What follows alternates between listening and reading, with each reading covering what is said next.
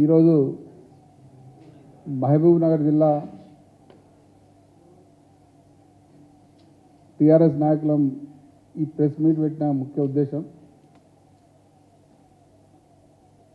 రేపు కాంగ్రెస్ పార్టీ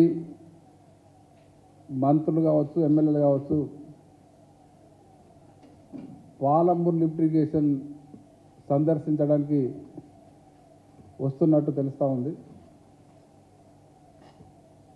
చాలా సంతోషం, వాళ్ళకి స్వాగతం. ఈ పని ఇంకా ముందే చేయవలసి ఉండింది, కానీ వాళ్ళ ఉద్దేశం ప్రాజెక్టులను కంప్లీట్ చేయడానికి వస్తున్నారా,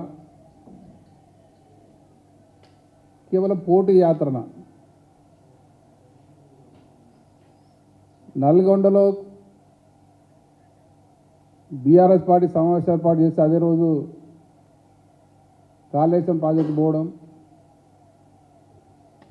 మళ్ళీ మేము రేపు మేడిగడ్డ పోతున్నాం అనేది ప్రకటిస్తే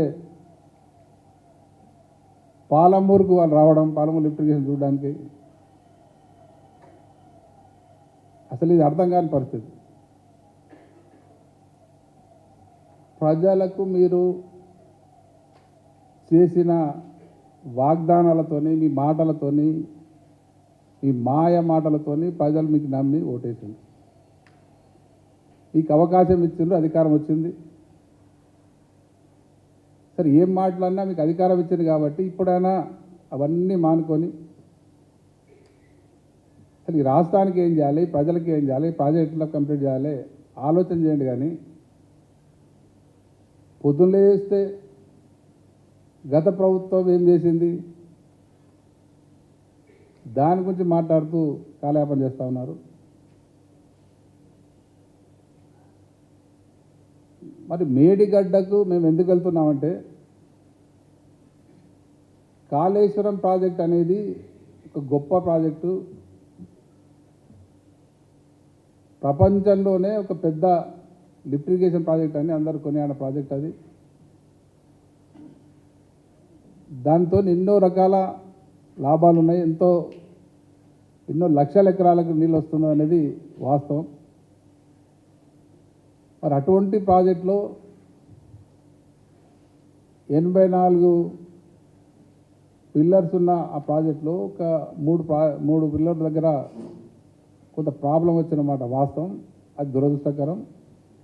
దాన్ని ఎట్లా రెక్టిఫై చేయాలి, ఏం చేయాలి, రైతులకు నీళ్ళు ఎట్లా అనే ఆలోచన వదిలిపెట్టి ఎట్లా గత ప్రభుత్వాన్ని బదనాం చేయాలనే ఆలోచన తప్ప ఈ రాష్ట్రానికి కానీ ప్రజలకు ఏం చేయాలని ఆలోచన లేదు మీకు.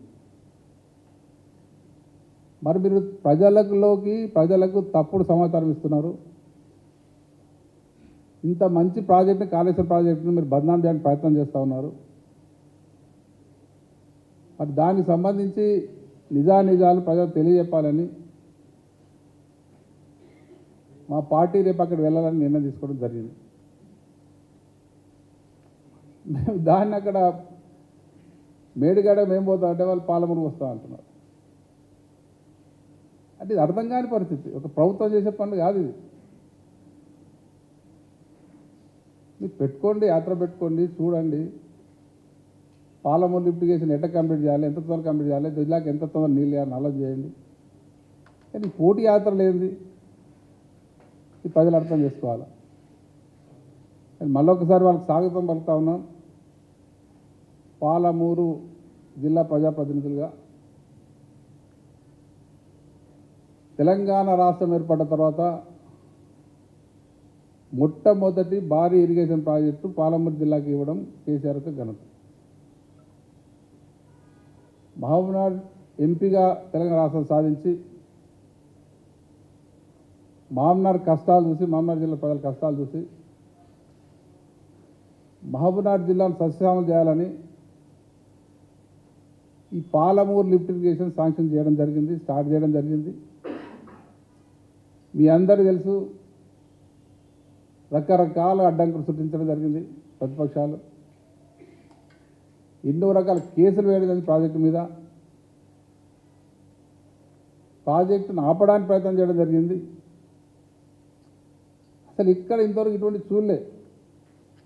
ఏ జిల్లా ప్రజాప్రతినిధులైనా ఏ పార్టీ వాళ్ళైనా ఆ జిల్లాలో వచ్చే ప్రాజెక్టులకు సంఘీభావం తెలిపి ఆ ప్రాజెక్టు కంప్లీట్ కావాలని చూస్తారు. కానీ గతంలో ప్రతిపక్షాలు ఆ ప్రాజెక్టు కంప్లీట్ కావద్దని ప్రయత్నం చేశారు, కేసులు వేసారు, అడ్డం పడ్డారు.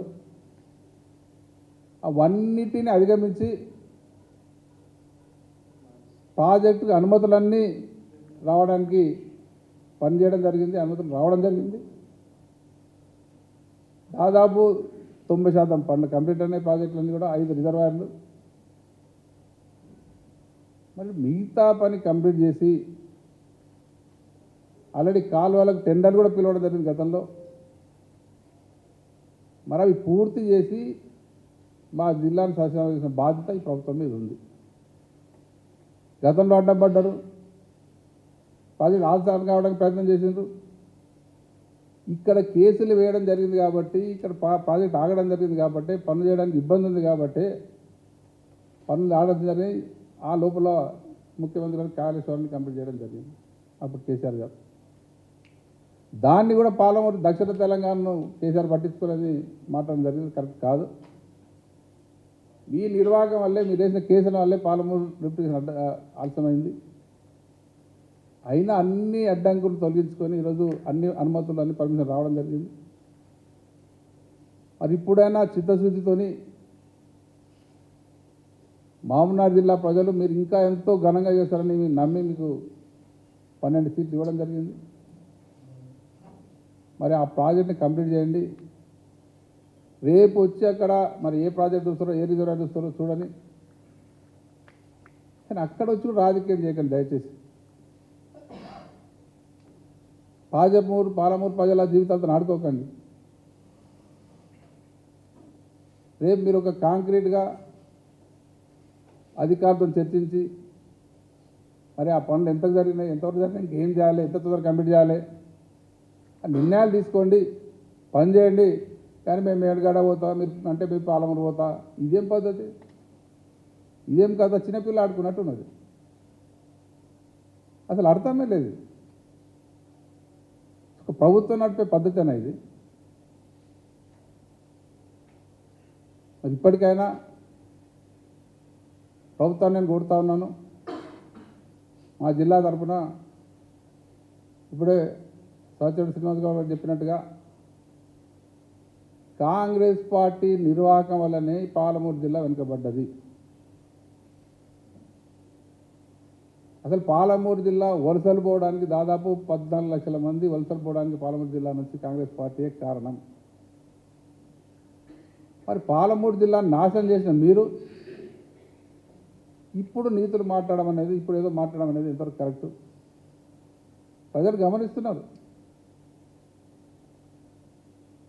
అసలు మా ప్రభుత్వం వచ్చిన తర్వాతనే కేసీఆర్ గారి ఆలోచన విధానంతో పాలమూరు జిల్లా అన్ని రంగాల్లో ముందుకు పోతూ ఉంది. నిజానికి కూడా తాగునీటి విషయానికి క్రితం శ్రీనివాస్ గౌడ్ గారు క్లియర్ చెప్పడం జరిగింది. ఒక ఎగ్జాంపుల్ చెప్తాను నేను. తాగడానికి నీళ్ళు లేక ఎంతో ఇబ్బంది పడేది మా జిల్లా ప్రజలు. ఒక ఉదాహరణ, నా జడ్చర్ల కాన్స్టిట్యున్సీలో చిన్నవి పెద్దవి కలిసి 200 తాండాలు ఉన్నాయి. ఈ నాయకులు గత 70 ఏళ్లలో కాంగ్రెస్ నాయకులు కనీసం 7 తాండాల్లో వాటర్ ట్యాంకులు కట్టలే. 7 కనీసం. మా ప్రభుత్వం వచ్చిన తర్వాత మిషన్ భగీరథ కార్యక్రమం భాగంగా 200 తాండాలకు 200 తాండాలు వాటర్ ట్యాంకులు కట్టి అప్పుడు నిలిచి ఇంత గొప్పగా పనిచేయడం